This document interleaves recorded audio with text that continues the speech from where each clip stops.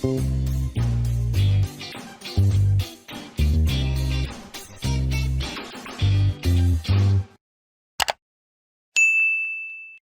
நான் தான் Shabdina. Welcome back to Shabdina's kitchen. இன்றைக்கி நம்ம எங்கே வந்தோம்னா கோயம்புத்தூரில் இருக்கோம். அதுவும் பர்டிகுலராக எந்த ஊருக்கு வந்துருக்கீங்கன்னா கவுண்டம்பாளையம். இங்கே எதுக்காக வந்திருக்கேன்னா ஒரு அருமையான ஒரு சிக்கன் கறி ரெடி பண்ணுறாங்க.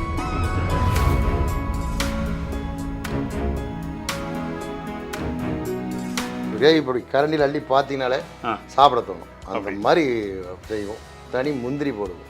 சப்பாத்தி அருமையாக இருக்குது சார். சப்பாத்தி பிரியாணிக்கு அப்படி லைட்டாக தொட்டு அப்படி சாப்பிடணும். இது வந்து கோயம்புத்தூர் ஸ்டைல். பார்த்தா சாப்பிட தோணும். சாப்பாட்டுக்கும் சாப்பிட்டுக்கலாம், பிரியாணிக்கு சாப்பிட்டுக்கலாம், எல்லா இடத்துக்கும். இன்னும் கொஞ்சம் கிரேவி தர்றது கூட ஒரு சப்பாத்தி கொடுத்து நல்லா இருந்திருக்கும். இருங்க சார், இப்போ சப்பாத்தி போட்டு தரேன்.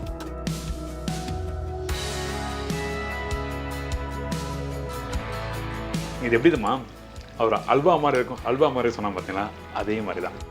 பிரமாதம்னா சரியான கிரேவி, எக்ஸலண்ட் கிரேவிங்க. இந்த மாதிரி கிரேவி வீட்டில் செஞ்சாங்கன்னா நல்லெண்ணெய் ஊற்றி தோசை கொடுத்தீங்கன்னா 3 தோசை 4 தோசை 5 தோசை 6 தோசை சாப்பிட்டே இருப்பீங்க. அந்தளவுக்கு சூப்பரான ஒரு கிரேவி. கண்டிப்பாக ரொம்ப பிடிக்கும். இன்னொன்று வந்து அந்த இஞ்சி பூண்டோட அந்த காரமும் தெரியுது. அது மட்டும் இல்லை, இந்த ரெசிபி பார்த்தீங்கன்னா இந்த வெங்காயம், தக்காளி, பூண்டு, இஞ்சி, அதுக்கப்புறம் முந்திரி பருப்பு எல்லாத்தையும் நல்லா வதக்கிட்டு அதுக்கப்புறம் அரைச்சி அதோட இந்த சிக்கனை போட்டு எப்படி குக் பண்ணுறாங்க, இந்த மாதிரி விஷயம் நம்ம நிறைய கேட்டு தெரிஞ்சு போகிறோம்.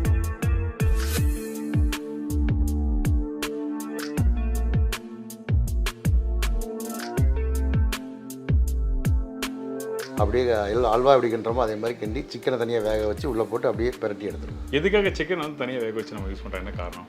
சிக்கன் அதில் உப்பு போட்டு வேக வச்சிடும் சார். இதில் வந்து வேக வச்சோன்னா உங்களுக்கு மசாலாவோட காரங்கள் அதிகமாக அதில் பிடிச்சிடும். இப்படி போட்டு வேக வச்சு போட்டோம்னா முந்திரியோட பசை அப்படி கொடுக்கும். ஆனால் நீங்கள் வேறு மாதிரி என்ன நீங்கள் சொல்லும் போது அந்த ரசித்து சொல்கிறீங்க. ஆமாங்க சார், இது அந்த முந்திரியோட பால் இருக்குல்ல சார், இது அப்படி மேலே அப்படி நிற்கும், கோட்டிங்கில் நிற்கும். பார்த்தா உங்களுக்கு அல்வா மாதிரி தெரியும். அப்படி தோசையில் வச்சு அப்படி சாப்பிட்டோம்னா அப்படியே சூப்பர்ண்ணா சூப்பர்ண்ணா. ஸோ இந்த ரெசிபி ரொம்ப ஈஸியாக சட்டுன்னு பண்ணிடலாம். அப்படினால இன்றைக்கி இந்த ரெசிபி வந்து கேட்டு தெரிஞ்சுக்கலாம் வந்திருக்கோம். எல்லாமே வறுத்தரைக்கிறது தான். அந்த காரம் நான் சொன்னதில் ஏற்கனவே சொன்ன மாதிரி காரம் உள்ள ஏறக்கூடாது. கோட்டிங் மட்டும் தான் மசாலா இருக்காங்க. அப்படி அந்த மசாலாவோட சாப்பிடும்போது அந்த கோட்டிங் ஜூஸியாக இறங்காது. எந்த வேலையும் தெரியாதவங்க கூட ஈஸியாக அதை பார்த்து உடனே அப்படியே செஞ்சுருவாங்க. அவ்வளோ ஃப்ரீயாக இருக்குது. அதாவது எல்லா சுவையும் அதில் நம்ம சாப்பிடும்போது தெரியும். நார்மலாக பண்ணுற அந்த சிக்கன் கறி மசாலாக்கும் இந்த மசாலாக்கும் என்ன வித்தியாசம்? அதாவது திக்காக இருக்குமா, கிரேவியாக இருக்குமா, என்ன மாதிரி இருக்கும்? சரியா, அது அவங்க ஏற்கனவே செய்கிறது வந்து வெங்காயம் தக்காளி போட்டு சும்மா வதக்கி எடுப்பாங்க, மிளகாத்தூள் மல்லித்தூள் போடுவாங்க. அது ஒரு ஸ்டைலு. அது இப்போ கோயம்புத்தூர் எல்லாம் அப்படி தான் பண்ணுவோம். இது வந்து எல்லாமே அரைச்சி ஊற்றுறதுனால அப்படி அல்வா மாதிரி இருக்கும். ஓகே, அப்படி பார்த்தா அல்வா மாதிரி அப்படி பதமாக தெரியும். இந்த மேரேஜ் ஃபங்க்ஷனில் போனால் ஒரு 2500 பேருக்கு 3000 பேருக்குலாம் பண்ணும்போது இந்த ரெசிபி வந்து அடிக்கடிக்கு பண்ணுற ஒரு ரெசிபியாக நாங்கள் அதிகமாக மண்டபத்தில் பண்ணுவோம். ஓகே, ஏன்னா மண்டபம் வந்து நிறைய பேர் கூடுற இடம். அதனால் இந்த மாதிரி ஒரு தரமாக கொடுக்குறது. அதாவது அதிகபட்சம் வந்து நீங்கள் வீட்டில் ஒரு 3 கிலோ சிக்கன் பண்ணால் ஒரு ½ நாளில் பண்ணிடலாம் சொல்லி சொல்கிறாரு. வாங்க இந்த ரெசிபி கேட்டு தெரிஞ்சுக்கலாம்.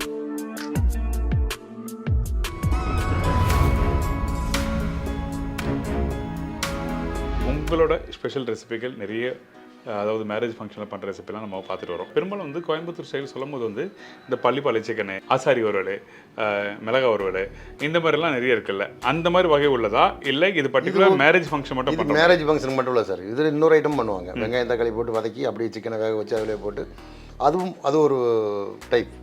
ஸோ ஓகே, இந்த ரெசிபி பண்ண ஆரம்பிச்சலாமா? அதுக்கு முன்னாடி இந்த ரெசிபிக்கு தேவையான பொருட்கள்லாம் எங்களுக்கு சொல்கிறீங்களா? சிக்கன் 3 கிலோ, 600 கிராம் வெங்காயம், 100 கிராம் இஞ்சி, 100 கிராம் பூண்டு, ஒரு கைப்பிடி மல்லி, ஒரு கைப்பிடி புதினா, தேவையான அளவு கருவேப்பிலை, 400 தக்காளி, முந்திரி வந்து ஒரு கைப்பிடிக்கு 3 கிலோவுக்கு, மிளகாத்தூள் ஒரு 40 கிராம் மிளகாத்தூள், ஒரு 30 கிராம் கறி மசாலா, ஒரு 6 பட்டை, 4-5 கிராம்பு, சோம்பு ஒரு 25 கிராம், சீரகம் 20 கிராம், தேவையான அளவுக்கு உப்பு, ஏலக்காய் ஒரு 10 கிராம் ஏலக்காய், மஞ்சத்தூள் ஒரு சிட்டிகை, மல்லித்தூள் 75 கிராம், கடலெண்ணெய் 1/4 லிட்டர் பஸ் தாளிக்கிறதுக்கு, அதே 1/4 லிட்டர் வதக்கிறது, மொத்தம் 1/2 லிட்டர். இப்போ இந்த ரெசிபி தேவையான பொருட்கள் பார்த்தாச்சு. இப்போ ஃபஸ்ட்டு நம்ம என்ன ஃபஸ்ட்டு கடலெண்ணெய் ஊற்றுறோம். கடலெண்ணெய் எதுக்கு ஊற்றுறோன்னா, அதை சிக்கன் கிரேவியை வந்து கடலெண்ணெய் அந்த மசாலா வந்து கடலெண்ணெயில் செஞ்சோம்னா அப்படி தரமாக தெரியும். ஓகே, இதில் வந்து கெட்டித்தன்மை தேங்காயில் இருக்கும், மற்ற இதில் வந்து இந்த கெட்டித்தன்மை இருக்கும். அதனால் மசாலாவை நல்லா தூக்கி கொடுக்கும் கடலெண்ணெய். ஓகே, அதனால் கடலெண்ணெய் ஊற்றுறோம். ஓகே ஓகே தான். இப்போ இந்த இடத்துல நம்ம நார்மலாக வந்து நாட்டுக்கோழிலாம் வந்து கோயம்புத்தூர் சைடு நிறைய பேர் பண்ணும்போது நல்லெண்ணெய் அதிகமாக யூஸ் பண்ணுறாங்க. அந்த மாதிரி வந்து இந்த ரெசிபிக்கு நல்லெண்ணெய் யூஸ் பண்ணலாமா கேட்குறேன்? இல்லை, நல்லெண்ணெய் இதுக்கு செட் ஆகாது சார். இதுக்கு வெறும் கடலெண்ணெய் மட்டும்தான். சரி, ஓகே. ஏன்னா இது கடலெண்ணெய் தான் போட முடியும். நல்லெண்ணெய் வந்து இப்போ பள்ளிப்பாளையம் சிக்கன்னா நல்லெண்ணெய் போடுவாங்க. அந்த மாதிரி சிக்கனுக்கு நல்லெண்ணெய் போட நல்லாயிருக்கும். அது தேங்காய் வெட்டி போடுறது, இது மசாலா அரைச்சி போடுறது. அப்போ இதுக்கும் டிஃப்ரெண்ட் இருக்கும். அது நாட்டுக்கோழி, இது பிராய்லர் கோழி. ஓகே, அப்போ இதுக்கு என்ன ஊற்றணுமோ அதுதான் ஊற்றணும். எல்லாத்துக்கும் நல்லெண்ணெய் ஊற்றினோம்னா நல்லா இருக்காது. நல்லா இருக்காது. சரி, ஓகே. இப்போ ஃபர்ஸ்ட் நம்ம என்ன பண்ணுறோம்? எண்ணெய் ஊற்றியாச்சு சார். ஓகே, அடுத்து பட்டை கிராம் போடுறோம். அந்த பட்டை போட்டால் தான் அந்த பட்டையோட ஸ்மெல் அந்த எண்ணெயில் பொரிஞ்சிருச்சுன்னா சரி, அந்த சிக்கனோட வாசமே தனியாக தெரியும். ஓகே. அதுக்கு 30 கிராம் பட்டை போட்டிருக்கிறோம். அதுக்கப்புறம் லவங்கம்மா, லவங்கம் ஒரு 10 பீஸு. அதே அளவுக்கு ஏலக்காய் போடுறோம், ஒரு 10 பீஸ் ஏலக்காய் போடுறோம். சோம்பு 30 கிராம், 10 கிராம் சீரகம். பட்டை, கிராம்பு, சோம்பு, சீரகம் எல்லாம் நல்லா பொரிஞ்சோடனே வெங்காயத்தை போடுறோம். வெங்காயம் போட்டோடனே இஞ்சி பூண்டு போடுறோம். ஸோ இது எல்லாத்தையும் ஒன்றா போட்டுருவோம். ஆமாங்க சார். ஓகே.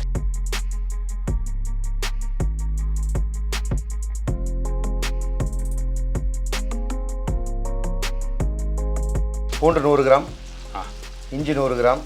சரி, இது அதிலே போட்டு வதக்குறோம். ஓகே. இஞ்சி பூண்டு நம்ம எப்பவும் அரைச்சி போடுறது வேறு. தனியாக ஃபஸ்ட்டு எடுத்தோன்னே எண்ணெய் ஊற்றி எண்ணெயில் இஞ்சி பூண்டு போடுவோம். போடும்போது கீழே உட்காரும்ல, என்னதான் இஞ்சி பூண்டு இருந்தாலும் அந்த லேச அடியில் உட்காரும். டேரெக்டாக கடாயில் போடும்போது அந்த சூடில் உட்காரும். ஓகே. இப்படி வதக்கிட்டோம்னா மசாலாவோட சேர்ந்துடும்.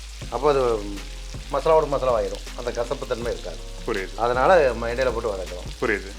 இன்னொரு முக்கியமான விஷயம், சீரகம் சோம்பு போட்ட உடனே அந்த வாசனை பாருங்கள். சோம்பு சீரகம் மனம் சார், அது வேற மாதிரி. அதுதான் கிரேவி தூக்கி கொடுக்கும். அதுதான் அந்த சூடான நிலையில் அந்த பட்டை லவங்கம் இதெல்லாம் போட்டால் பார்த்தீங்களா, போட்ட பிறகு அந்த சோம்பு போட்டு நல்லா பொரிஞ்சு வரும்போது அந்த வாசனை ஐயோ அது நல்லா இருக்கும். அதே வாசனை அப்படியே இருக்கும் சார். ஓகே. ஆமாம். ஆனால் சோம்பு தான் அதிகமாக இருக்கும்.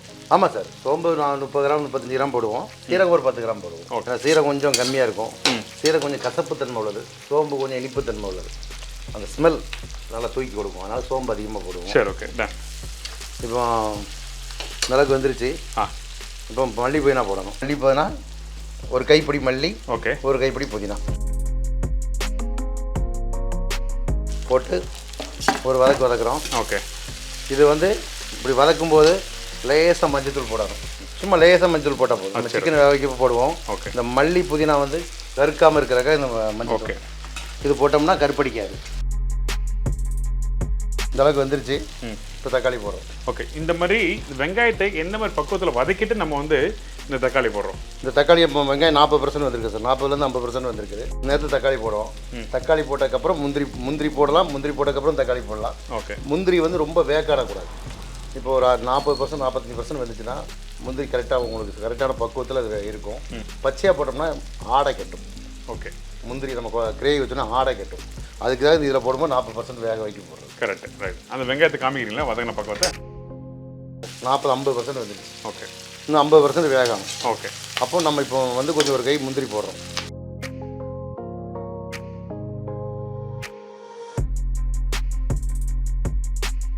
இந்த வெங்காயம் இது போடும்போது போட்டு முந்திரி போடும்போது இதில் 1/4% முந்திரி தெரியணும். சரி, ஓகே. அதான் ஒரு கைப்பிடி சொல்லி சொன்னீங்க. ஆமாம். ஓகே. ஒரு கைப்பிடி இப்போ பத்தலை, ஆ, இன்னும் கொஞ்சம் தேவை. இந்த அளவுக்கு எக்ஸ்ட்ரா போடுறோம். சரி, ஓகே. இப்போ கரெக்டாக வந்துடும். ஓகே.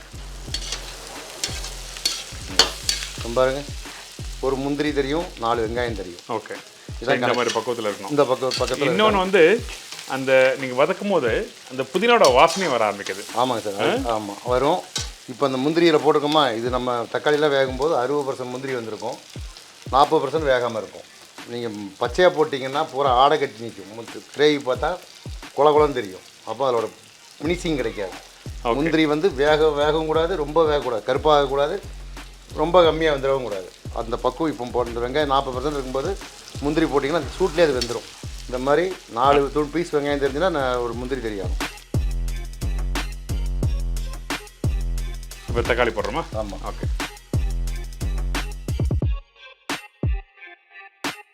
சமைக்கிறதுல எவ்வளோ ஸ்டைல் இருக்கோ அதே மாதிரி வெட்டுறதும் ஸ்டைல் நிறையா. ரைட். ஆமாம். ஆனால் எதை செஞ்சாலும் நம்ம ரசித்து செய்யணும்.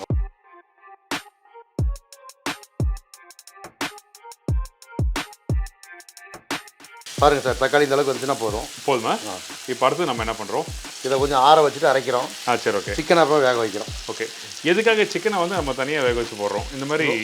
இதில் வந்து நம்ம இப்போ அரைக்கிறதுக்கு முன்னால் இப்போ மிளகாத்தூள் மல்லித்தூள் போட்டு தாளித்து, அதில் எல்லாம் நிறைய பேர் அப்படி தான் செய்வாங்க சார். வெங்காயம் தக்காளி போட்டு வதக்கி அதில் மிளகாத்தூள் மல்லித்தூள் போட்டு வதக்கி விட்டு சிக்கன் அதில் கொட்டிடுவாங்க.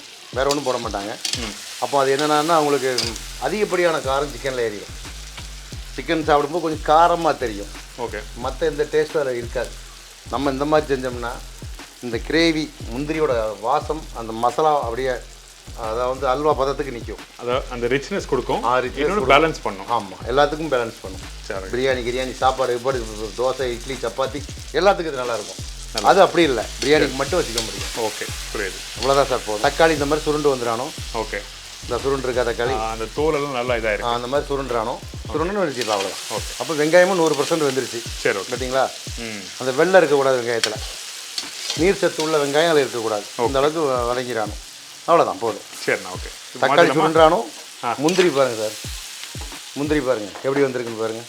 அரை வேக்காடு 3/4 வேக்காடில் இருக்கும் முந்திரி பூரா. அந்த மாதிரி தான் இருக்கும். அந்த மாதிரி இருக்கணும். சரி, ஓகே. ஓகே. இப்போ தக்காளி வந்து முழுசாக இருக்கணும் சார். இப்படி ஓகே.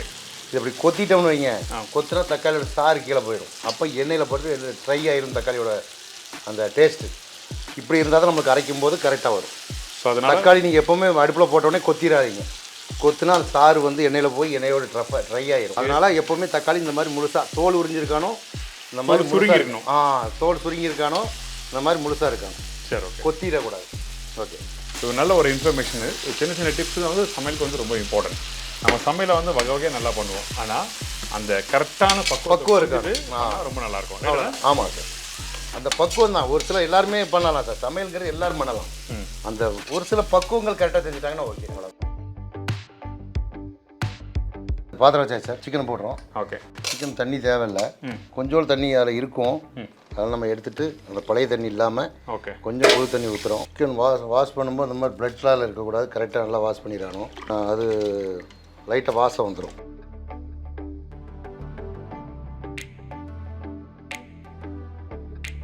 இப்போ சிக்கன் போட்டாச்சு. அடுத்தது கொஞ்சம் தண்ணி ஊற்றுறோம். 1/2 லிட்டர் தண்ணி ஊற்றினா போதும். ஓகே. ஏன்னா அதில் சிக்கன்லேயே தண்ணி இருக்கும். இந்த அளவுக்கு தண்ணியும் மட்டமாக இருக்கானும், சிக்கனும் தண்ணியும் கரெக்டாக இருக்காணும். அதாவது எந்த அளவுக்கு சிக்கன் போட்டிருக்குமோ அதே மட்டம் தண்ணி ஊற்றிக்கணும். மட்டம் கரெக்டாக இருக்கும். ஏன்னா சிக்கனில் தண்ணி ஊறும். இப்போ கொஞ்சம் உப்பு போடுறோம். ஓகே. இதுக்கு தகுந்த மாதிரி 3 பிஞ்சு இல்லை, ஃபஸ்ட் 2 பிஞ்சு போடுவோம். ஓகே. அப்புறம் 10க்கு போட்டுக்கலாம். சரி, ஓகே. இதுக்கப்புறம் இந்த மசாலா பொருள் என்ன போடுவீங்களா? லேசாக மஞ்சத்தூள் போடுவோம். சரி, ஓகே. இந்த மிளகாய் தூள்லாம் அதெல்லாம் அப்புறம் கடைசியா. ஆமாம். ஓகே. இப்போ லைட்டாக மஞ்சத்தூள். ஓகே. 1 பிஞ்சு, அவ்வளோதான். ஓகே. அடுப்பு ஒரு கலக்கிறோம். அடுப்பு ஆன் பண்ணிக்கலாம். தண்ணியும் சிக்கனும் மட்டத்துக்கு இருக்குது. தண்ணி நிறையா ஊற்றிடக்கூடாது, வேஸ்ட் ஆகிடும் தண்ணி. இப்போ உங்களுக்கு சிக்கன் தண்ணி விடும். அப்போ இதில் வந்து தண்ணி இல்லாமல் கரெக்டாக மட்டமாக வச்சுருந்தோம்னா வேகும்போது கரெக்டாக இருக்கும். கரெக்டில் ஒரு 1/4 லிட்டர் தண்ணி மிச்சம் இருக்கும். கொஞ்சம் எண்ணெய் ஊற்றலாம். எதுக்காக எண்ணெய் ஊற்றுறோம்? இந்த சிக்கன் வந்து என்னென்னா கொஞ்சம் எண்ணெய் பசை கம்மியாக இருக்கும் சார். மட்டன் வந்து எண்ணெய் பசை இருக்கும். அப்போ இது வேகும்போது அந்த எண்ணெயோட அந்த எலும்புக்குள்ளே அந்த பசையெல்லாம் போயிடுச்சுன்னா உரியும் போது சாப்பாடு நல்லாயிருக்கும். அதெல்லாம் எண்ணெய் ஊற்றிருக்கோம். ஆமாம், கொஞ்சம் எண்ணெய் ஊற்றி வேக வச்சிட்டோம்னா கீழே ஒட்டாது. செய்யும் போதும் இப்போ அப்படியே சிக்கன் தனியாக மசாலாவோடு நிற்கும். சரி, ஓகே. இப்போ இந்த சிக்கன் வேகிறதுக்கு ஒரு 5லேருந்து ஒரு 10 நிமிஷம் டைம் எடுக்கும். ஆமாம். என்ன மாதிரி பக்குவத்தில் இருந்துருக்கணும்? 3/4 வேக்கெல்லாம் அந்த பேஸ்ட் 85% வேகணும். ஓகே. 85% வேகணும், மிச்சம் 10% பேஸ்ட்டில் வெந்துடும். சரி, ஓகே. சூட்லேயே வெந்துடும். அப்போ நம்மளுக்கு பர்ஃபெக்டான சிக்கன் வந்துடும். இப்போ நம்ம ரொம்ப வேக வச்சா உடஞ்சி போயிடும். ஓகே. அதனால 85%. ஆமாம், அவ்வளோதான். அடுத்து இந்த மசாலா அரைக்க போயிடலாம். சரி, ஓகே. இந்த மசாலா அரைக்கிற பக்கம் கொஞ்சம் குறைனா நைஸாக அரைக்கணும். நல்லா நைஸாக இருக்கணும். ஆமாம். அப்போ தான் அந்த குறைன்னு தான் நல்லா இருக்காது. அது முந்திரி பூரா முழுசாக வந்துடும். ஓகே. குறைன்னு வந்துடும். அப்போ கடிக்கும்போது முந்திரி கடி போடும். நைஸாக அரைச்சிட்டோம்னா முந்திரி கடி போடாது. சரி, ஓகே. அதான் டேஸ்ட். ஸோ அதனால ஸ்மூத்தாக அரைக்கிறோம். ஆமாம். சரி, ஓகே.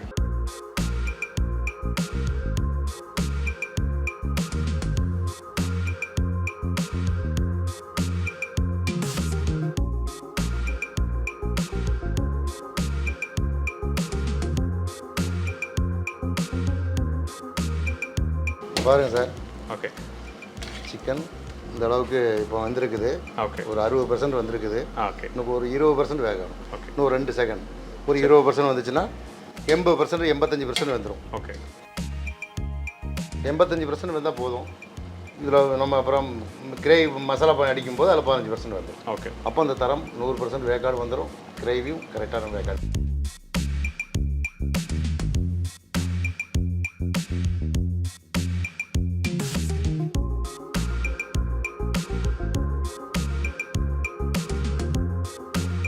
இன்னொரு முக்கியமான விஷயம், அந்த கொத்தமல்லி புதினா மட்டும் தான் தெரியுது, மற்றது எல்லாமே நைஸாக அரைச்சாச்சு. ஓகே. இப்போ மறுபடியும் ஒரு 5 நிமிஷம் ஆயிடுச்சு. ஓகே. இப்போ தண்ணியும் பாருங்கள், தண்ணி வற்றிருக்கோம். சிக்கன் வந்துருச்சு. நம்ம ஊற்றுன மட்டன் தண்ணி இப்போ முறையோடு இருக்குது. சிக்கன் தண்ணி மீறி அதிகம் போனால் 150 ml இருக்கும் அதில். சரி, ஓகே. அவ்வளோதான் இருக்கணும். இந்த இதான் பதம். இந்த அளவுக்கு தண்ணி இருக்கக்கூடாது கீழே. இது நம்ம மசாலா ஊற்றும் போது இது கரெக்டாக ஈவன் வந்துடும். சரி, ஓகே. அப்போ இந்த அளவுக்கு தண்ணியோடு நம்ம ஆஃப் பண்ணிடணும். சிக்கன் வெந்தாச்சு, 100% வெந்திருக்கும். ஓகே. இந்த மாதிரி ரெடி ஆயிடுச்சு இப்போ. ஆமாம், இப்படி எடுத்தோடனே உடஞ்சி வந்துடும். அவ்வளோதான்.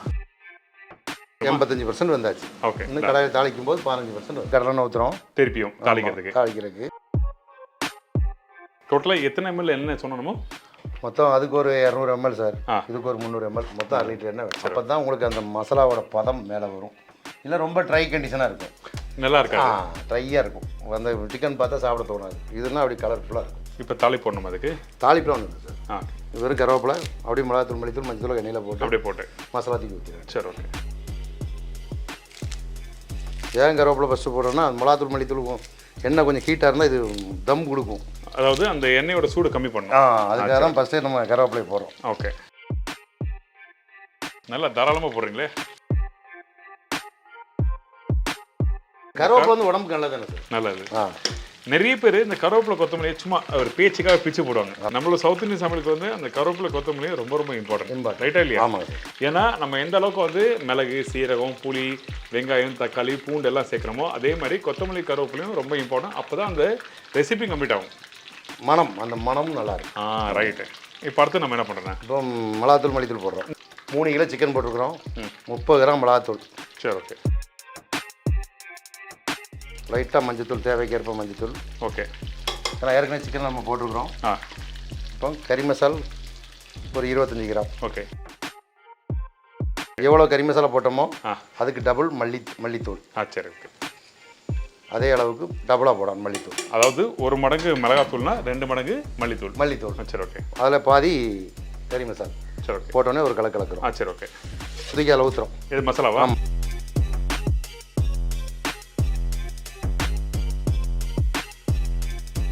இப்போ மனம் கொடுக்குதா?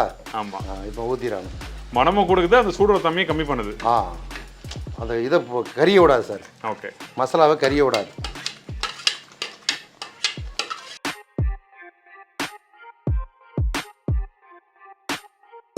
பாருங்க எப்படி இருக்குன்னு. இப்போ அல்வா பதத்துக்கு வந்துருச்சா?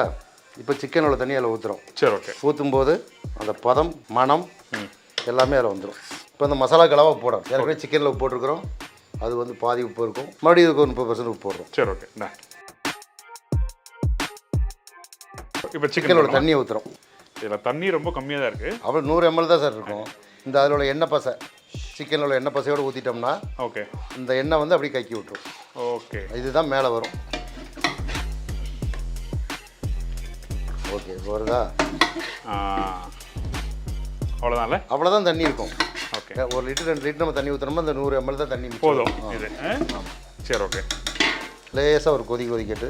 ஓகே. இந்த பதத்துக்கு வந்துருச்சு. வந்ததுக்கப்புறம் நம்ம பார்க்குறோம் இந்த கொஞ்சம் ராஸ்மெல், பச்சை வாசனை போயிடுச்சுன்னா ஓகே, அவ்வளோதான். சிக்கனை போட்டு ஓகே சும்மா லைட்டாக சிம்மில் வச்சோம்னா அப்படியே எண்ணெய் கக்கிக்கிட்டே இருக்கும். ஓகே. அந்த பதம் வந்துடும். சரி. இப்போ இந்த அளவுக்கு கொதிச்சிருச்சு மசாலா. எண்ணெய் கக்க ஆரம்பிக்குதா? இந்த டைமில் நம்ம சிக்கன் போடுறோம். ஓகே. அவர் சொல்கிற மாதிரி அந்த கிரேவி கொதிக்க கொதிக்க இங்கே பாருங்களேன் அல்வா பதத்துக்கு வந்துடும். இந்த மாதிரி அல்வா பதமாக இருக்கணும். அந்த எண்ணெய் பசையோடு எண்ணெய் நிற்கிதுங்களா மேலே?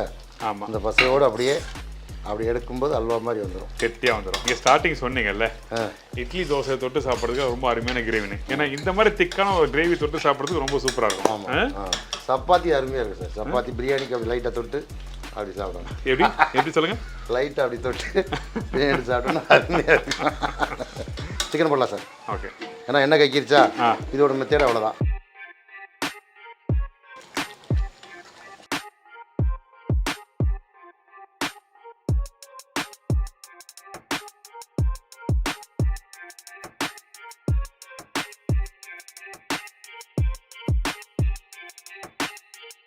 பாருங்கள் சார், இப்போ எண்ணெய் எப்படி வருது பாருங்கள் சார். அப்படி கிரேவி தலை தலைன்னு வருதா? அப்படி எடுத்தாச்சுன்னா அந்த அல்வா மாதிரி வரும். இதுதான் அல்வா ஸ்டார்டிங்னு சொல்கிறீங்க. இந்த மாதிரி அல்வா பதத்தில் இருக்கான்னு கிரேவி. எண்ணெய் எப்படி கக்குது பாருங்கள். இன்னும் எவ்வளோ நேரம் ஆகும் கொதிக்கிறதுக்கு? ரெடி சார், முடிஞ்சது. ரெடி ஆயிடுச்சா? சூப்பராக பண்ணியிருக்கீங்க. பார்க்கும்போது கிரேவி வேறு மாதிரி இருக்குது. இன்னும் கொஞ்சம் கிரேவி தருது. இந்த கிரேவி பாருங்கள், நல்லா வாசனை. அந்த அந்த பட்டை, அந்த லவங்கம், அதோட வாசனை நல்லா தெரியுது. இந்த கிரேவி நல்லா திக்காக இருக்குங்க பாருங்கள். சூப்பராக இருக்கு. அப்பா, இது எப்படிதுமா அவர் அல்வா மாதிரி இருக்கும், அல்வா மாதிரி சொன்னா பார்த்தீங்கன்னா அதே மாதிரி தான். ஆனால் இந்த ரெசிபியில் வந்து காரம் இருக்குது, அந்த அல்வாவில் காரம் இருக்குது. கொஞ்சம் சக்கரை போட இடிக்குது சார். சூப்பராக இருக்குது. ஏன் அந்த இனிப்புத்தன்மை லைட்டாக வருதுன்னா, ஃபஸ்ட்டு காரம் தெரியுது, மைல்டான ஒரு இனிப்பு தெரியுது, அதுக்கு அந்த வெங்காயத்தோட அந்த டேஸ்ட் தெரியுது, வெங்காயம் அந்த முந்திரியோட இனிப்பு. இன்னொன்று காரம் நல்லாவே இருக்குது. இங்கே ஆரம்பித்த காரம் மைல்டாக அப்படியே நல்லா தெரியுது. பிரமாதம்னா சரியான கிரேவி, எக்ஸலண்ட் கிரேவிங்க. இன்னொன்று வந்து அந்த பட்டையோட வாசனை நல்லா சூப்பராக தூக்குது, அந்த ரிச்னஸ் தெரியுது, நல்லாவே கிரேவி. சீக்கிரம் செஞ்சிடலாம் சார், சட்டன் பண்ணிடலாம். சரி, வேலை சமைக்க தெரியாத கூட செஞ்சிடலாம். இந்த மாதிரி கிரேவி வீட்டில் செஞ்சாங்கன்னா ஆராம்சே வந்து நல்லெண்ணெய் ஊற்றி தோசை கொடுத்தீங்கன்னா 3 தோசை 4 தோசை 5 தோசை 6 தோசை சாப்பிட்டே இருப்பீங்க. அந்த அளவுக்கு சூப்பரான ஒரு கிரேவி, கண்டிப்பாக ரொம்ப பிடிக்கும். இன்னொன்று வந்து அந்த இஞ்சி பூண்டோட அந்த காரமும் தெரியுது, மைல்டாக சூப்பராக இருக்கும். ரொம்ப ரொம்ப நன்றிண்ணா. ரொம்ப நன்றி சார். தேங்க்யூ. இப்போ உங்களை காண்டாக்ட் பண்ணுறேன், பழைய மாதிரி எனக்கு நம்பர் தரீங்களா? என் பேர் ராஜன், நான் கவுண்டம்பாளையத்தில் இருக்கிறேன். மைசா கேட்ரிங் வச்சுருக்கிறோம். என்னோட செல் நம்பர் வந்து 97 50 52 82 50. உங்கள் வீட்டு ஃபங்க்ஷன் எதாக இருந்தாலும் கூப்பிடுங்க, பிரம்மாண்டமாக பண்ணி கொடுத்துருவோம். உங்கள் பட்ஜெட்டுக்கு தகுந்த மாதிரி செஞ்சு கொடுப்போம். நான் ரியலி சூப்பர், இது சும்மா சொல்லக்கூடாதுங்க. Fantastic recipe. Thank you so much. உங்கள் கையை கொடுங்க. Thank you sir. என்ன இருக்குன்னு தெரியல, நம்ம நிறைய சமையல் கையை பார்த்துருக்கோம், ஆனால் இந்த கை வேற மாதிரி. இது நிறைய கலை படித்த கை, கஷ்டப்பட்டு வந்த கை. ஆமாம் ஆமாம், சூப்பர். இதே மாதிரி இன்னொரு ஊரில் சந்திக்கிறேன். நன்றி, வணக்கம். See bye, take care.